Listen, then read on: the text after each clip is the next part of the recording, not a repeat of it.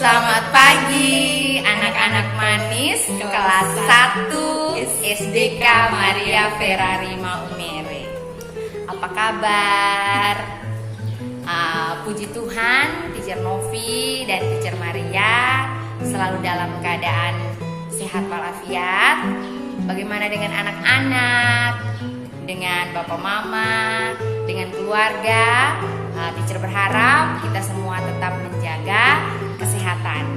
Nah, hari ini kita sudah masuk di subtema yang terakhir untuk semester 2. Sehingga khusus subtema ini video pembelajarannya Teacher Novi dan Teacher Maria hadir khusus untuk anak-anak semuanya.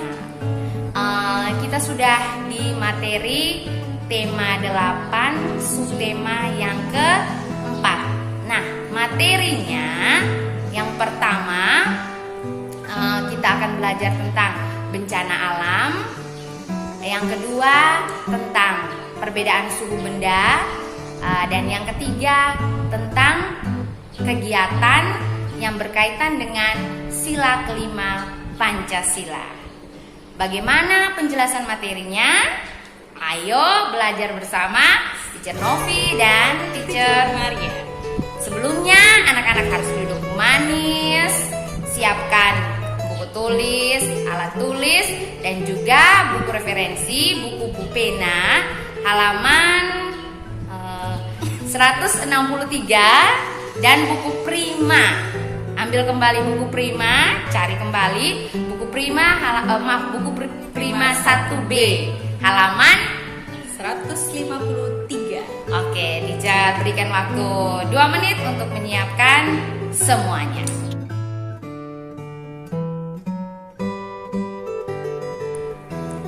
Nah, anak-anak kelas 1,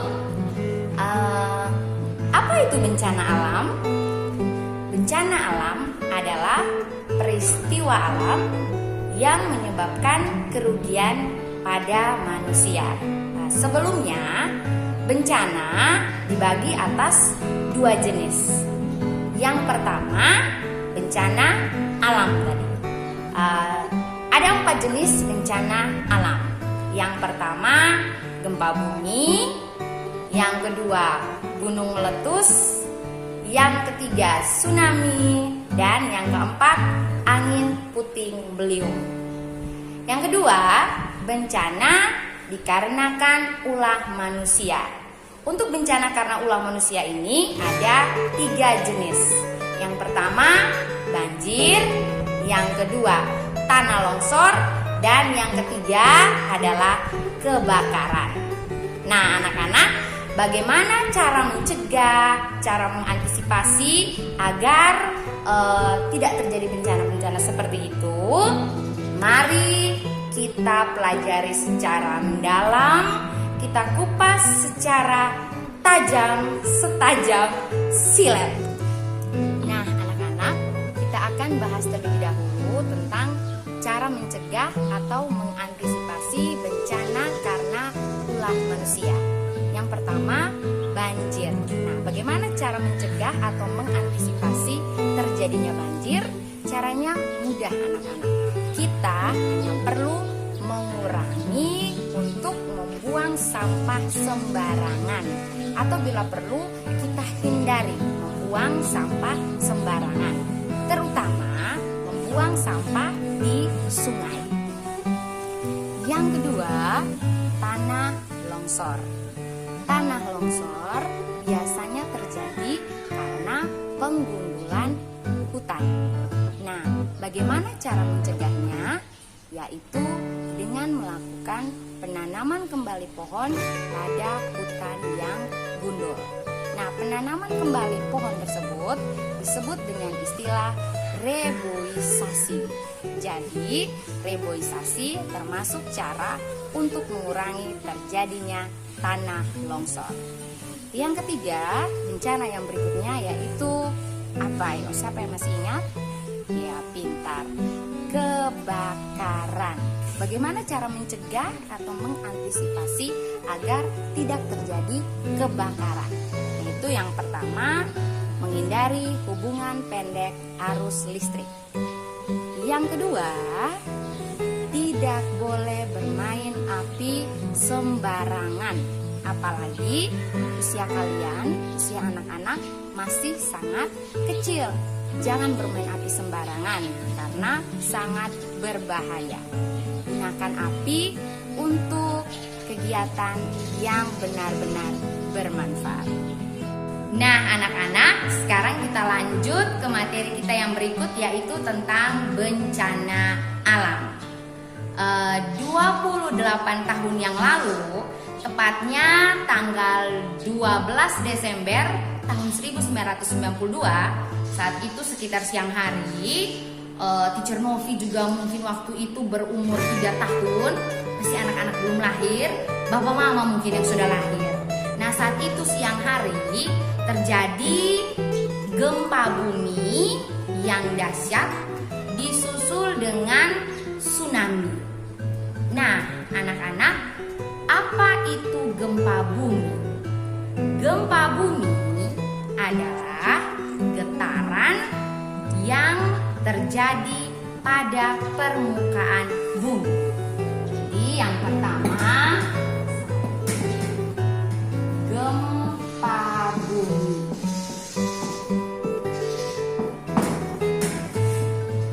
Yang kedua, tadi Teacher Novi sebut apa tadi, sampai masih ingat?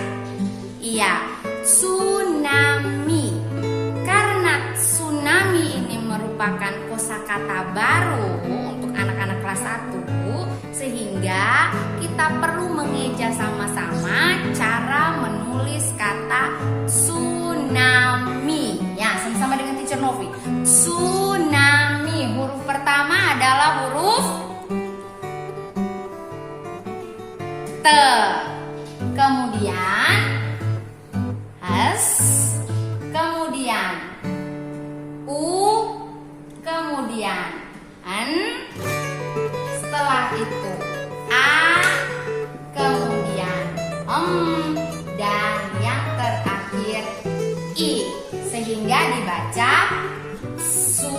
Ingat ada bunyi T di depannya. Tsunami.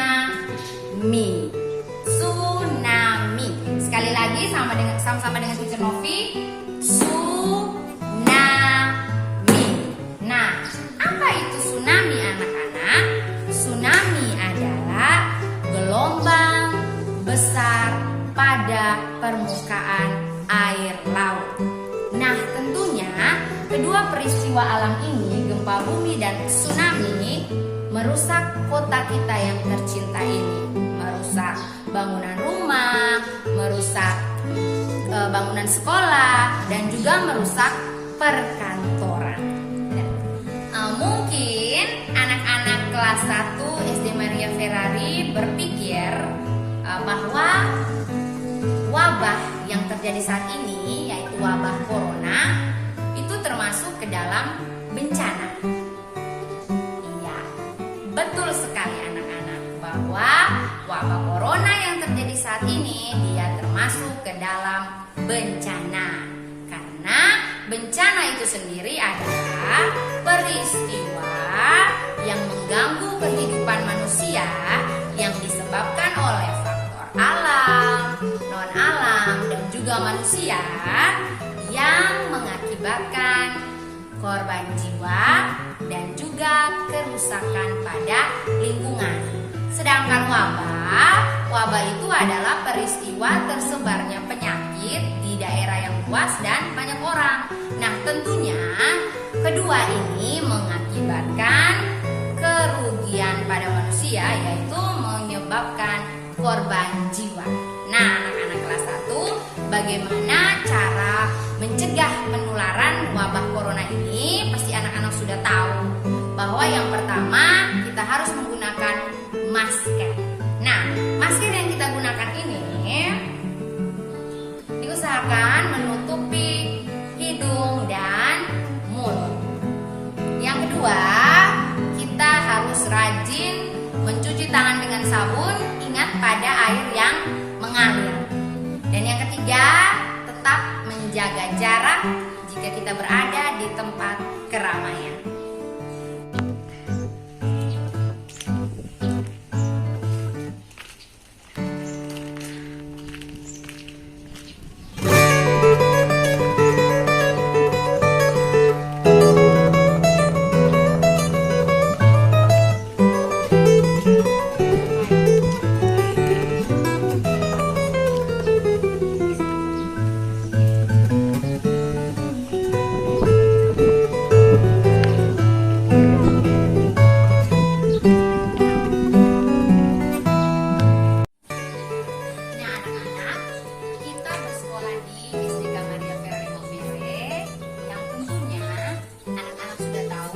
Sekolah kita ini dilengkapi dengan gedung yang tinggi, terus ada juga bangunan bertingkat. Nah, kita perlu tahu cara mengantisipasi jika sesuatu terjadi gempa bumi. Karena gempa bumi itu adalah peristiwa alam yang kita tidak tahu kapan akan terjadi.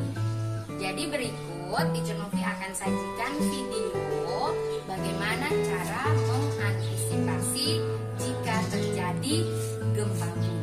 Silakan disimak. Menjadi gempa, apa yang seharusnya kita lakukan? Tetaplah tenang, jangan panik, dan ikuti langkah-langkah berikut. Berlindung di bawah meja atau perabot lain yang kokoh. Jika tidak ada meja, merunduk dan lindungi kepala Anda dengan bantal atau lengan Anda. Jauhi gelas, kaca, jendela, atau apapun yang mungkin menimpa Anda.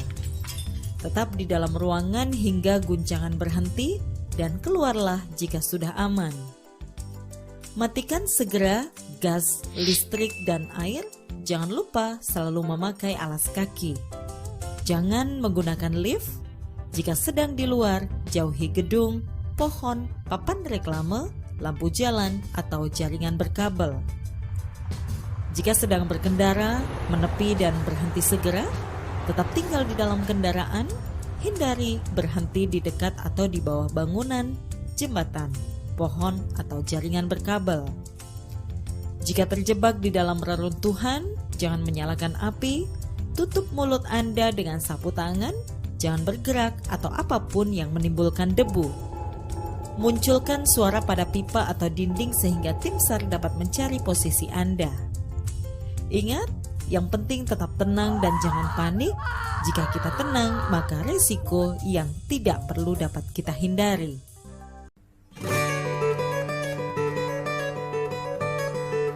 Nah anak-anak, seperti yang Teacher Novi jelaskan tadi tentang berbagai macam bencana alam yang terjadi, ada salah satu bencana alam juga yang harus diwaspadai, yaitu adalah gunung meletus. Saat gunung meletus, gunung tersebut mengeluarkan batu dan pasir panas. Namun setelah beberapa hari, batu dan pasir panas tersebut berubah menjadi dingin. Nah, ukuran panas atau dingin suatu benda itu disebut dengan suhu. Bisa saya ulang ya. Ukuran panas atau dingin suatu benda itu disebut dengan suhu. Suhu dibedakan menjadi 3 jenis. Oke, ada 3 jenis suhu. Satu, suhu panas. Yang kedua, suhu dingin. Dan yang ketiga adalah suhu normal. Kita dapat mengukur suhu suatu benda itu melalui kulit dan lidah. Kalau melalui kulit, yaitu dengan cara menyentuh benda tersebut. Contohnya, sekarang Teacher Maria akan mengukur suhu ini.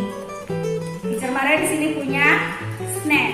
Nah, Teacher Maria mau mengukur apakah snack ini suhunya panas, dingin, atau normal, yaitu dengan cara Teacher Maria menyentuh atau memegangnya ini. Ya, ternyata suhu dari snack ini adalah suhunya normal. Kenapa dibilang suhunya normal? Karena pada saat menyentuh ini Teacher Maria rasakan ini tidak panas dan tidak dingin. Kalau dia suhunya tidak panas dan tidak dingin berarti itu disebut dengan suhunya normal.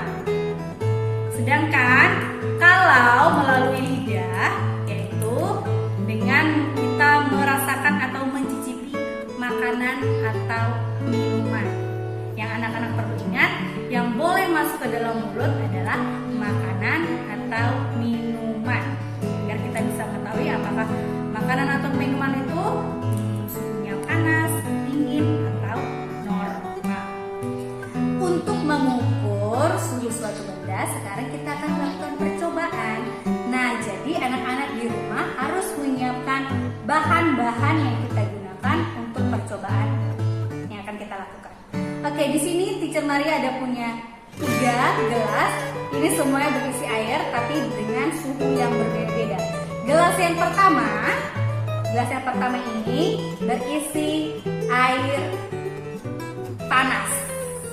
Yang gelas kedua ini berisi air keran. Sedangkan gelas yang ketiga, ini mohon maaf sebelumnya, gelas ketiga ini nomor 3-nya nggak kelihatan tulisannya karena basah gelasnya. Ini yang ketiga, ini air dingin, ya, air dingin karena sudah dicampur dengan es, ini baru keluar dari kulkas ya, dingin. Kalian di rumah siapkan ketiga bahan ini sebelum kita melakukan percobaan. Teacher Maria kasih waktu 3 menit dari sekarang. Nah, anak-anak, apakah kalian sudah menyiapkan bahan-bahan untuk kita melakukan percobaan? Pastinya sudah. Nah, sebelum itu, Teacher Maria mau tanya dulu, bagaimana suhu pada saat siang hari, bagaimana suhu saat malam hari, dan bagaimana juga suhu saat hujan. Begitu juga dengan makanan ataupun minuman. Bagaimana suhu es krim, bagaimana suhu kopi panas, dan bagaimana suhu dari makanan bakso. Tentunya jawabannya pasti panas atau dingin. Nah, sekarang kita akan melakukan percobaan. Oke? Sudah lihat di depan Teacher Maria sudah ada 3 gelas. Masih ingat yang pertama tadi berisi air panas, yang gelas nomor 2 ini berisi air keran, sedangkan yang ketiga ini berisi air es. Kalian di rumah ikuti sama-sama ya dengan Teacher Maria. Kalau Teacher Maria suruh masukkan jari apa, ikuti, oke? Sekarang semua harus duduk di tempatnya masing-masing, depan gelasnya masing-masing. Oke, yang pertama masukkan jari telunjuk di gelas nomor 1. Ingat di gelas nomor 1 tadi berisi air panas. Oke, karena dia berisi air panas, kalian jangan masukkan jarinya tuh sedikit saja, jangan semuanya dimasukkan jari. Oke, kita coba ya, 1, 2, 3. Sudah? Apa yang kamu rasakan? Lanjut, kita ke gelas nomor 2. Gelas nomor 2 tadi berisi air keran. Sekarang yang kita masukkan adalah jari telunjuk tangan kiri. Oke, kita masukkan sama-sama. 1, 2, 3. Sudah? Apa yang kamu rasakan di gelas nomor 2? Selanjutnya di gelas yang terakhir yaitu gelas nomor 3. Kita masukkan lagi jari kita. Jari yang dimasukkan adalah jari telunjuk kanan dan kiri, dua-duanya aja kita masukkan. Oke? Masukkan, celupkan 1, 2, 3. Oke, sudah? Apa yang kamu rasakan di gelas nomor 3? Nah, kalau kamu sudah tahu jawabannya, kita dapat mengurutkan suhu air tersebut dari yang paling dingin. Oke? Teacher Maria tulis soal ini di papan ya.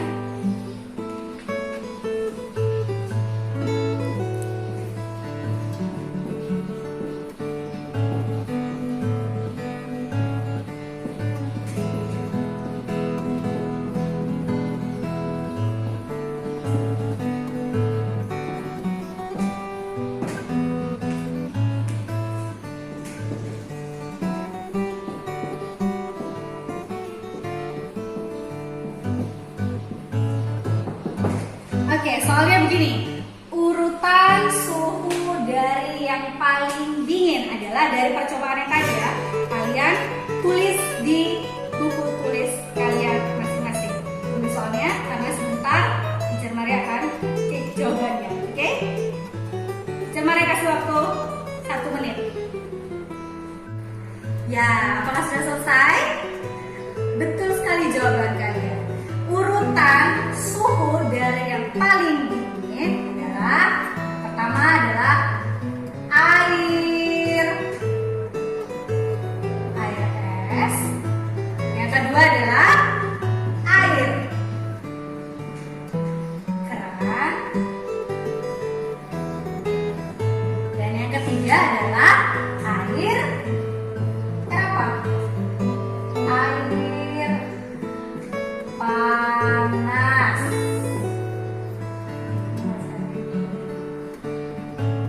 Yes, air panas. Sudah?